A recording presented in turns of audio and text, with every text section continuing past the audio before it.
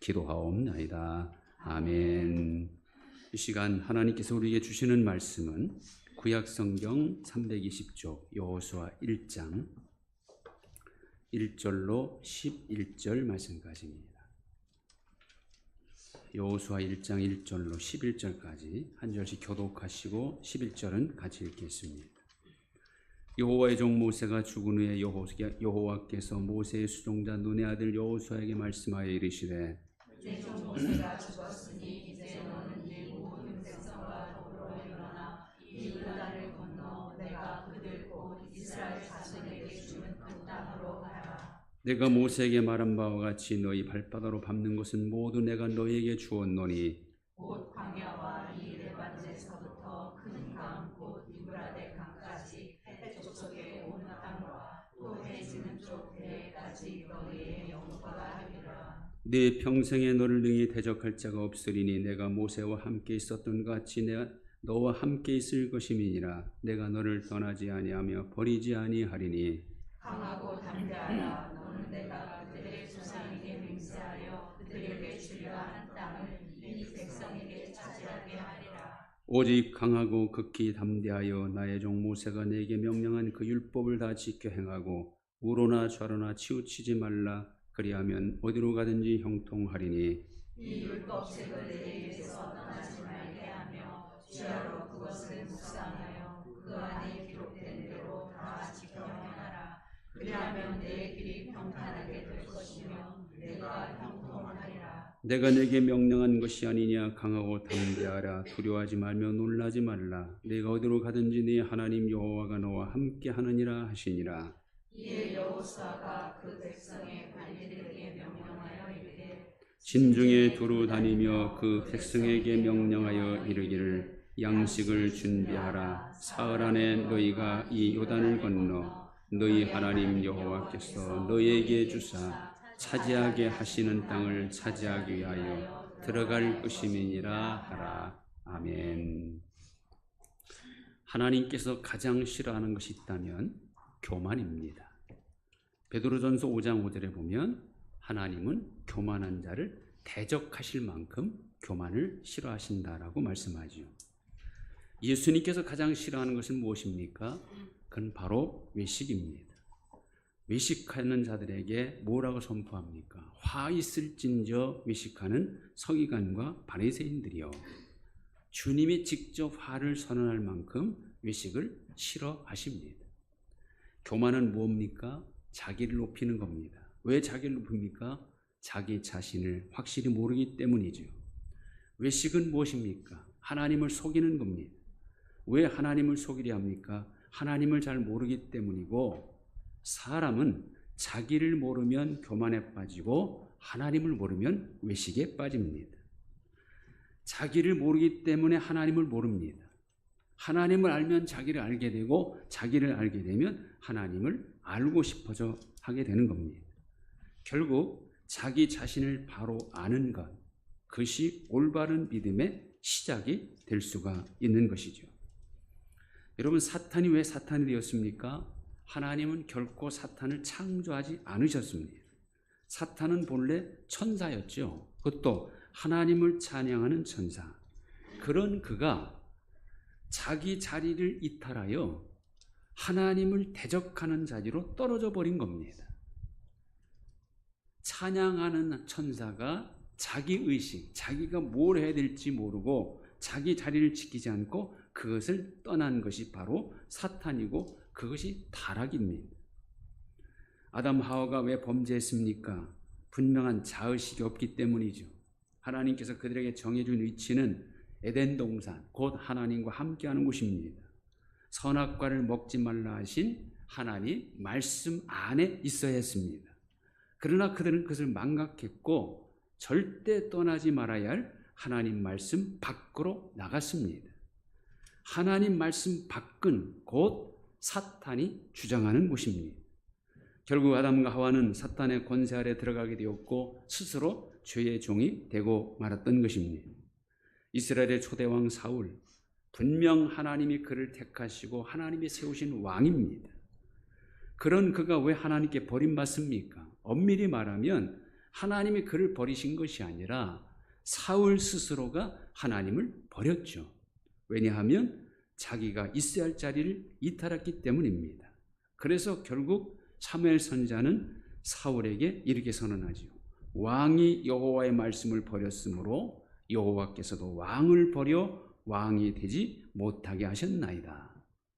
올바른 믿음은 하나님과의 관계 속에서 분명한 자의식을 갖는 겁니다. 하나님 앞에서 나는 누구인가? 하나님 앞에서 나는 어떻게 살아야 하는가? 하나님은 나를 어떻게 인도하시는가? 이것을 분명히 인식하고 사는 겁니다. 이걸 인식하고 사는 사람은요, 절대로 하나님을 배신할 수 없습니다. 공개적으로 하나님께서 자랑거리로 삼은 사람이 있죠. 욥이라는 사람입니다. 그것도 사탄에게 하나님이 노골적으로 이렇게 자랑하십니다. 여호와께서 사탄에게 이르시되 내가 내 종 욥을 주의하여 보았느냐? 그와 같이 온전하고 정직하여 하나님을 경외하며 악에서 떠난 자는 세상에 없느니라. 하나님이 직접 사탄에게 욥을 자랑하고 있어요. 욥의 어떤 모습이 하나님의 자랑거리입니까? 그는 하나님을 경외하는 자리에 있다는 사실입니다. 하나님을 경외하는 자리는 당연히 악에서 떠난 자리죠. 하나님을 경외하는 자리에 있는 사람이 하나님의 자랑거리라는 것을 이 말씀은 우리에게 보여줍니다. 그래서 사탄이 어떻게 합니까? 욥을 참소하죠. 욥이 까닭 없이 하나님을 경외하는 게 아니라고 합니다. 그래서 사탄은 하나님께 요구합니다. 하나님, 그에게 하나님께서 소유물을 많이 주셨기 때문에 그렇게 하는 것이니 이제 그가 가진 소유물을 한번 처벌하는 거예요. 그리하면 그가 하나님을 욕할 것이라는 거죠. 그러자 하나님은 사탄에게 허락합니다. 소유물을 사탄의 손에 붙이죠. 그러나 절대로 몸에는 손을 대지 말라 하십니다. 이로 볼 때 사탄의 역사와 방해도 하나님의 허락 안에서만 가능한 것임을 알 수가 있습니다. 욥은 하루아침에 모든 소유물을 다 잃었습니다. 그럼에도 욥은 하나님을 경외하는 자를 떠나지 않지요. 이 모든 일에 욥이 범죄하지 아니하고 하나님을 향하여 원망하지 아니하니라 라고 성경 기록합니다. 평안할 때, 모든 일이 잘 될 때 감사하는 것은 누구나 할 수 있습니다. 모든 일이 잘 될 때 하나님을 경외할 수 있습니다. 그러나 어려움 만날 때, 고통이 있을 때는 감사하는 것이 절대 쉽지 않습니다. 오히려 하나님을 향하여 의심이 일어나고 하나님을 원망하기가 쉽죠. 그러나 욥은 그렇게 하지 않았습니다. 어떻게 그럴 수 있었습니까? 그는 이렇게 고백하죠. 내가 모태에서 알몸으로 나와 싸운즉 또한 알몸이 그리로 돌아가올지라. 주시니도 여호와이시요 거두시니도 여호와이시오니 여호와 이름이 찬송을 받으실지니이다. 욥은 분명한 자의식을 가지고 있었어요. 본래 나는 아무것도 가지고 온 것이 없는 사람이라는 자의식, 지금 내가 가지고 있었던 것도 다 하나님이 주신 것이라는 이런 의식이 있었기 때문에 그의 형편이 불행으로 바뀌었다 해도 하나님을 향한 믿음이 흔들리지 않았던 것이죠. 여러분, 사도 바울은 평생 고칠 수 없는 병을 안고 산 사람입니다. 그리고 가는 곳마다 그를 대적하고 괴롭히는 사람들이 줄을 이었어요. 사방으로 우겨쌈을 당하고 거꾸로 뜨림도 당하고 돌에 맞아 죽은 줄 알고 성 밖에 내쳐진 적도 있습니다. 굶기도 많이 했고 위험한 일은 수없이 겪었습니다. 감옥에 갇히기도 하죠. 그럼에도 불구하고 그는 복음을 전하지 않을 수 없었고 끝까지 주님을 믿지 않을 수 없었습니다. 어디서 그런 힘이 나왔습니까? 그는 이렇게 고백하죠. 그러나 내가 나된 것은 하나님의 은혜로 된 것이니 내게 주신 그의 은혜가 헛되지 아니하여 내가 모든 사도보다 더 많이 수고하였으나 내가 한 것이 아니요 오직 나와 함께 하신 하나님의 은혜로라. 분명 자기를 택하시고 세우신 분이 하나님이시고 그 하나님이 함께 하심을 확신했습니다. 이런 자의식이 사명의식이고 분명한 자의식으로 사는 것이 곧 사명의식입니다. 그의 서신들에서 바울은 자신을 소개할 때 항상 이렇게 소개하죠. 사도로 부르심을 받은 나 바울은 이렇게 소개합니다. 그는 자기를 부르시고 택하신 분이 곧 주님이심을 확신했습니다. 나는 누구입니까? 나의 나 된 것은 어떻게 된 겁니까? 우리 스스로 노력해서 된 겁니까? 아니죠. 모든 것이 하나님의 은혜입니다. 하나님이 나를 불러내셨기에 하나님의 것이 되었고 하나님이 나를 세워주셨기에 나는 하나님의 자녀가 된 겁니다. 지금 나의 나 된 것, 바울이 고백한 것처럼 다 하나님의 은혜입니다. 이걸 우리는 분명히 알아야 합니다. 분명한 자의식을 가지면 하나님과의 관계에서 절대로 흔들리지 않고 더 하나님을 철저히 의지할 수 있고, 분명한 자의식을 가지고 사는 사람은요, 어떤 상황에서도 하나님을 향한 믿음을 절대로 포기하거나 중단하지 않습니다. 자, 오늘 읽은 말씀은 모세가 죽은 후에 하나님께서 여호수아를 이스라엘의 지도자로 세우는 내용입니다. 한마디로 말하면 그거예요. 너는 분명한 자의식을 가지라는 겁니다. 내가 너를 세웠다는 거죠. 내가 너와 함께 하겠다는 겁니다. 오늘 말씀에서 하나님은 여호수아를 향해 계속해서 너라고 말씀하죠. 너는 이 모든 백성과 더불어 내가 이스라엘 자손에게 주는 땅으로 가라. 너의 평생에 너를 능히 당할 자 없으리라. 모세와 함께 하던 같이 너와 함께 하겠다. 내가 너를 떠나지 아니하면 너를 버리지 아니하겠다. 그러니까 하나님께서 직접 여호수아의 하나님, 여호수아의 모든 것이 되어 주시겠다는 겁니다. 그러니 너는 분명한 자의식을 가지고 나아가라는 겁니다. 담대하라는 겁니다. 여호수아가 가져야 할 자의식이 뭡니까? 오늘 여기서 우리는 우리가 어떤 의식을 가지고 살아야 할 것인가 하는 것을 우리에게 말씀하고 있습니다. 첫째는 하나님의 나를 택하여 주셨다는 의식입니다. 2절, 내 종 모세가 죽었으니 이제 너는 이 모든 백성으로 더불어 일어나 이 요단을 건너. 내 종 모세가 죽었으니 이제 내가 너를 택하셨다는 말씀이죠. 이건 중요한 문제입니다. 여러분, 내가 하나님을 택하여 믿는 게 아니에요. 하나님이 나를 택하신 겁니다.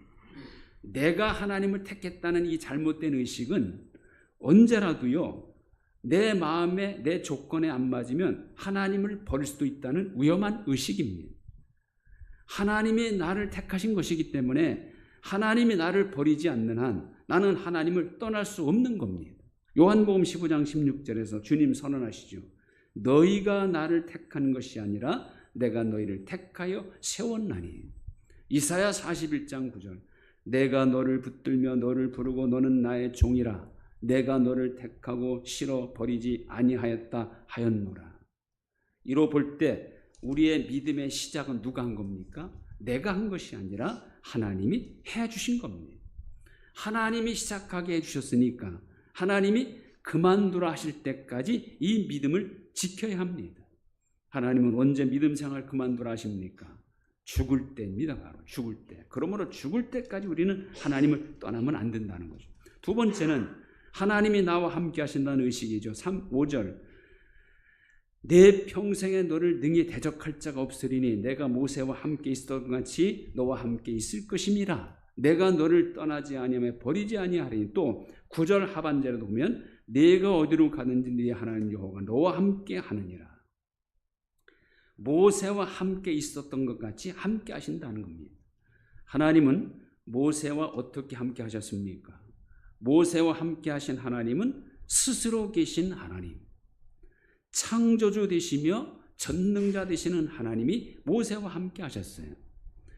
그 모세와 함께 하신 하나님은 10가지 재앙을 통하여 자연 만물을 친히 다스리시는 하나님이셨고 애굽 신들을 전부 다 파하신 신 중에 신이셨습니다. 홍해 바다를 가르신 하나님이시고 40년 광야 생활 만나와 메추라기로 이스라엘을 먹이신 하나님, 시시한 하나님이 아니에요. 모든 것을 다 하실 수 있는 분이고 모든 걸 다 가지신 분입니다. 우리는 이 엄청난 하나님이 함께 해주시는 그런 사람이라는 의식을 가져야 합니다. 이런 의식을 가지면 두려울 것이 뭐가 있겠어요? 나는 할 수 없는 것이 많지만 나와 함께 하시는 하나님 안에서는 못할 것이 없고 안 될 것도 없습니다. 이런 믿음을 가지고 우리는 살아야 한다는 거죠. 이런 자의식을 가진 사람은 어떤 상황에 처하든 흔들리지 않습니다. 더욱이 나와 함께 하시는 하나님은 나를 지극히 사랑하시는 하나님 아닙니까? 자기 아들을 아끼지 않고 내어주실 만큼 나를 사랑하시는 하나님, 자기 목숨을 순전히 나를 위하여 십자가에 못 박도록 내놓으실 만큼 나를 사랑하시는 나의 주님, 그런 하나님, 그런 주님이 나와 함께 하시는 겁니다. 그것도 세상 끝날까지 말이에요. 이런 자의식, 하나님이 나와 함께 한다는 이 의식은 우리로 하여금 자부심을 갖게 하고 감사하게 하고 항상 기뻐하게 하는 겁니다. 반드시 가장 선한 길로 인도해 주시는 하나님이심을 믿기에 지금 힘들더라도 얼마든지 인내하게 해 주는 겁니다. 세 번째는 하나님 말씀 안에서 살아야 한다는 의식이죠. 7절, 나의 종 모세가 내게 명령한 율법을 다 지켜 행하고 우러나 저러나 치우치지 말라. 8절, 이 율법책을 네 입에서 떠나지 말게 하며 주야로 그것을 묵상하여 그 가운데 기록된 대로 다 지켜 행하라. 말씀 안에서 살지 않으면 안 된다는 의식, 이것이 우리로 하여금 복되게 하고 순종하게 하죠. 왜냐하면 말씀 밖에서는 하나님의 축복을 받을 수 없습니다. 우리를 사랑하시는 하나님은 말씀 안에 모든 좋은 것을 다 두셨습니다. 그래서 말씀 안에 살면 그 모든 좋은 것을 누리며 살게 하도록 미리 하나님께서 예배해 놓으셨어요. 이걸 믿고 그대로 살면 하나님은 과연 그렇게 하신 분입니다. 그런데 문제는 우리가 그것을 확실히 믿지 못하여 내 마음대로 살고 세상 것을 쫓아가는 것이 문제죠. 하나님을 믿는다는 것은 약속인 말씀을 믿고 말씀을 쫓아 사는 것입니다. 자, 하나님께로부터 이 말씀을 들은 여호수아 어떻게 합니까? 10절 11절 보면 이에 여호수아가 그 백성의 관리들에게 명령하여 이르되 사흘 안에 너희가 이 요단을 건너 너희 하나님 여호와께서 너희에게 주사 차지하게 하신 땅을 차지하기 위하여 들어갈 것임이니라. 그는 이제 분명한 자의식을 갖게 되었고 확실히 믿게 되었고 담대함을 갖게 되었습니다. 하나님이 정말 자기와 함께 해주실 것을 분명히 백성들 앞에 말하고 있지요. 하나님과의 관계 속에서 분명한 자의식을 가지면 이렇게 될 수 있습니다. 이 말씀은 오늘 우리들에게도 똑같이 적용되는 말씀입니다. 하나님은 우리도 이런 자의식을 가지고 담대하게 세상을 향하여 장애물을 향하여 나아가 승리하기를 원하십니다. 나는 분명 하나님이 친히 택하여 주신 사람이다. 나는 하나님이 사랑하시고 함께 해주시는 사람이다. 나는 항상 하나님 말씀 안에서 살아야 할 사람이다. 이런 의식을 가지고 어떤 상황에서도 흔들림 없는 믿음으로 늘 승리하시는 저와 여러분 될 수 있기를 주님의 이름으로 축원드립니다. 하나님 감사합니다. 분명한 의식을 가지고 살아가는 저희들 되게 하여 주옵소서.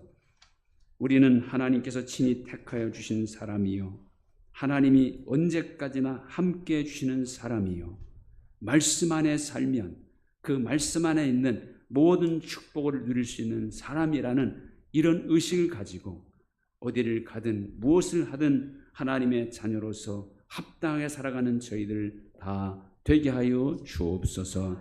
예수님의 이름으로 기도하옵나이다. 아멘.